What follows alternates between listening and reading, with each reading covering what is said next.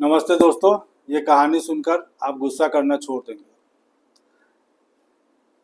दोस्तों, मैं हूं विमलेश और मेरी कहानी। एक आदमी व्यापार करता था। छोटा सा व्यापारी था, लेकिन उसके मन में था कि हम बहुत पैसा कमाएं। वो हमेशा उसके मन में रहता था कि मैं ज़्यादा से ज़्यादा पैसा कमाऊं। उसके मन में विचार आया कि मैं यहाँ जो बिजनेस कर रहा हूँ, व्यापार कर रहा हूँ, यही व्यापार अगर मैं विदेश में जाके करूँ तो इससे ज़्यादा मुनाफा कमा सकता हूँ।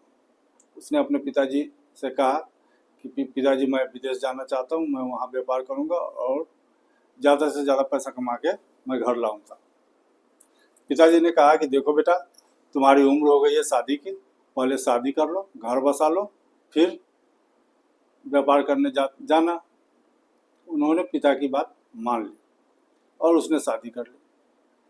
शादी करने के बाद अपना व्यापार भी करता था। पति पत्नी दोनों खुश रहते थे। कुछ दिनों के बाद फिर उसकी इच्छा हुई कि विदेश जाना चाहिए। तब तक उसकी पत्नी गर्भवती हो चुकी थी।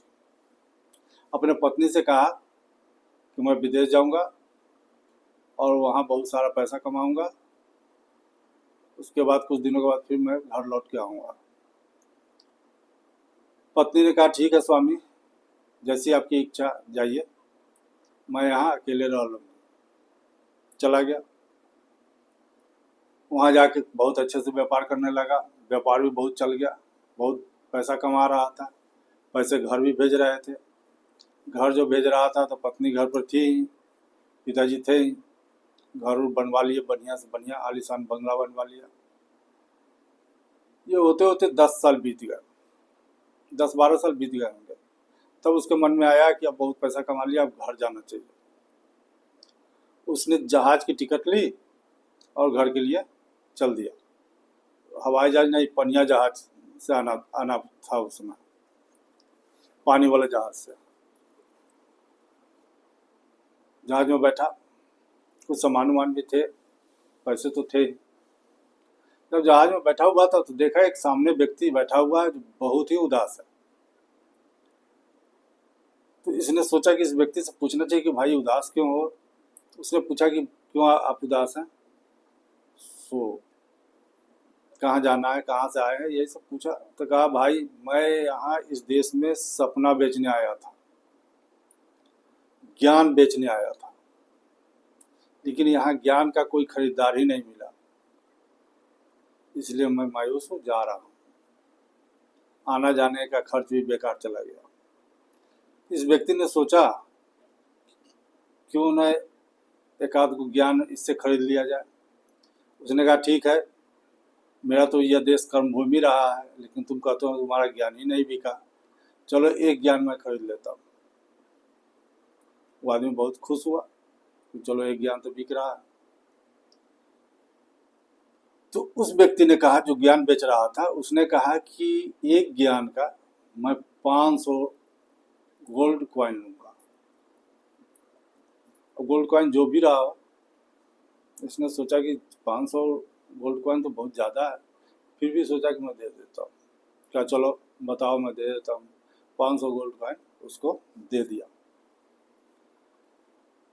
उसके बाद उस व्यक्ति ने कहा ज्ञान की बात कि कुछ भी करने से पहले 2 मिनट सोच लेना। कहा ठीक है। बात खत्म हो गई, ज्ञान ले लिया उसने, वहाँ से चला। आते आते अंधेरा हो गया, घर पहुँचा। घर का तो रुतबा ही बदला हुआ था, बहुत बड़ा बंगला बना हुआ था। पैसा जो वहाँ से भेजता था, उस पैसे से उसकी पत्नी, उसके पिताजी दोनों मिलकर घर बनवाए। दरवाजे पर, गेट पर दरवान खड़ा था। बहुत खुश हुआ कि मालिक आए हैं। तो उसने कहा कि हल्ला नहीं करो, किसी को बताओ नहीं, मैं चुपके से जाऊंगा, मैं अपने पत्नी को सरप्राइज देना चाहता हूँ। चुपके चुपके वो घर में आया। घर में जब अपने कमरे में गया तो देखता है कि उसकी पत्नी एक लड़के के साथ सोई हुई है। बगल में तलवार रखी हुई थी। उसने तलवार उठाया और गुस्से में आकर के और सोच रहा था कि देखो, इसके लिए मैं विदेश में क्या क्या सोचा, न दिन समझा न रात समझा, दिन रात पैसा कमाता रहा, इन लोगों के लिए भेजता रहा, और ये दूसरे लड़के के साथ सोई हुई है। तलवार उठाया और पत्नी को काटने ही वाला था कि उसको उस ज्ञान की याद आ गई। उसने 2 मिनट के लिए रुका। जो ही तलवार नीचे किया, नीचे बर्तन रखी हुई थी, उसमें तलवार जाके टकराया, टन की आवाज़ आई। पत्नी की नींद खुली। पत्नी उठी और कही, स्वामी आप आ गए? आपके बिना तो मेरा पूरा जिंदगी बेजान पड़ा हुआ था। मैं किस तरह जी रही थी। यह सब सुन के उससे बहुत गुस्सा आ रहा था। इतने पत्नी बोली अपने पुत्री से, उठो तुम्हारे पिताजी आए हैं, प्रणाम करो। वो लड़की जो लड़के की पोशाक में सोई हुई थी उठी और तुरंत अपने पिताजी के चरणों में गिर गई। जो ही पैर पकड़ने के लिए झुकी, उसका पगड़ी खुल गया, उसका बाल चारों तरफ बिखर गया। सोचा ये क्या हुआ? तो उसकी पत्नी ने कही, ये आपकी पुत्री है, लगभग 12-13 साल पढ़ाए हैं आप स्वामी आप, लेकिन मैं इसको हमेशा लड़के का पोशाक पहनाई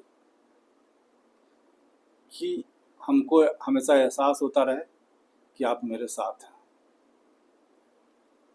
दोस्तों, कहानी आपको कैसी लगी? अगर अच्छी लगी हो तो कमेंट बॉक्स में मुझे कमेंट लिख के भेजिए और लाइक और सब्सक्राइब जरूर करेंगे। नमस्कार दोस्तों। कहते हैं ना, करो कुछ ऐसा कि लोग करना चाहे तुम्हारे जैसा।